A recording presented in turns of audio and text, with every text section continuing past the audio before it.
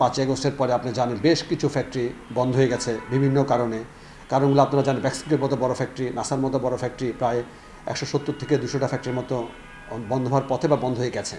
তো এই ফ্যাক্টরিগুলোতে তো আপনার অনেকগুলো ম্যান পাওয়ার ছিল, সেখানে শ্রমিকরা ছিল প্রায় 2 লক্ষর মতো, 1.5 থেকে 2 লক্ষর মতো। তো ওরা এখন কিছু মানে যারা রানিং ফ্যাক্টরি আছে কিছু তারা অ্যাবজর্ব করেছে হয়তো 10 to 20% অথবা 30%। বাকি যারা শ্রমিকরা ছিল তারা কিন্তু বিভিন্ন পেশায় নিয়োজিত হয়ে গেছে। রিসেন্টলি আমি যেটা দেখতে পাচ্ছি হচ্ছে কিছু ব্যাংকিং সমস্যা, হয়তো কোভিডের পর থেকে শুরু করে, একটু তো আজকে থেকে শুরু হয় না, শুরু হয়েছে সে কোভিডের পর থেকে শুরু করে। কোভিডে অনেকগুলো বায়ারও আপনার ব্যাংক্রাফ্ট হয়ে যায়, অনেকে পেমেন্ট পায়নি, অনেকে ক্ষতিগ্রস্ত হয়ে গেছে গিয়ে, তার ইম্প্যাক্টটা আবার এসে যায় আমাদের এই 5 আগস্টের পরে। সব কিছু মিলিয়ে কিন্তু টাইমটা খুব হার্ড গেছে আমাদের। ব্যাংকিংয়ের সক্ষমতা কমে গেছে। আপনি জানেন যেটা নিয়ে আমাদের বিজিএমএ প্রেসিডেন্ট থেকে আমাদের বোর্ডকে খুব স্ট্রাগল করতে হয়েছে। এক্সিম ব্যাংক এবং সোশ্যাল ইনভেস্টমেন্ট ব্যাংক, এই দুটা ব্যাংকের টাকা থাকার পরেও মালিকরা বেতন দিতে পারছে না, আপনি ভালো করে জানেন।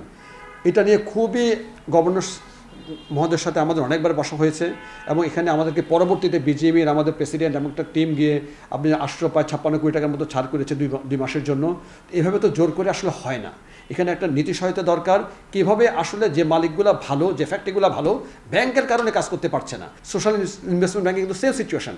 তো এটার একটা আসলে পার্মানেন্ট সলিউশন হওয়া দরকার। তখন মালিকটা যাবে কোথায়? একটা ম্যানুফ্যাকচারার, তার ব্যাংক কিন্তু ব্যাকবোন, ওই ব্যাকবোনটা যখন আপনার নষ্ট হয়ে যায় তখন তো আর তার পক্ষে চলা খুব ডিফিকাল্ট হয়ে যায়, যার পরিপ্রেক্ষিতে আসলে অনেকগুলো ফ্যাক্টরি এই কারণেই বন্ধ হচ্ছে। তো সার্বিক পরিস্থিতিতে সময়টা খুব কঠিন, বিকজ আপনি জানেন বাংলাদেশে একটা নির্বাচিত সরকার নেই, এখানে মানুষের নিশ্চয়তা কম থাকে।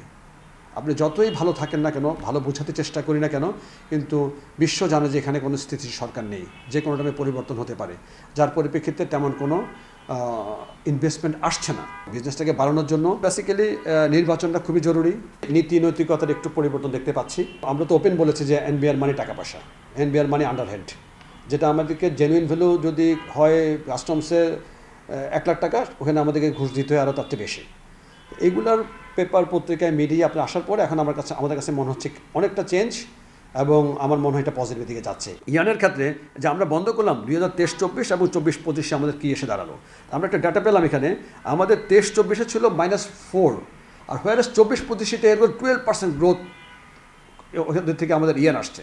তো দ্যাট মিনস আমরা কিন্তু আলটিমেটলি ল্যান্ডপোর্ট বন্ধ করে দিয়েও কিন্তু কোনো যে কমবে বা আমাদের দেশীয় সুতা ইউজ হবে, এটা কিন্তু ওইভাবে হচ্ছে না। আমাদের যে ইয়ার্নের দাম এখানে 2.80, সেম ইয়ার্ন ইন্ডিয়াতে 2.30 বা 40।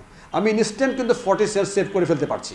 আর আমার এখানে যে ইনসেন্টিভের যে ছোট্টটুকু, এটা পেতে আমার লাগে 1 থেকে 1.5 বছরের উপরে, অনেক ডকুমেন্ট সাবমিট করতে হয়।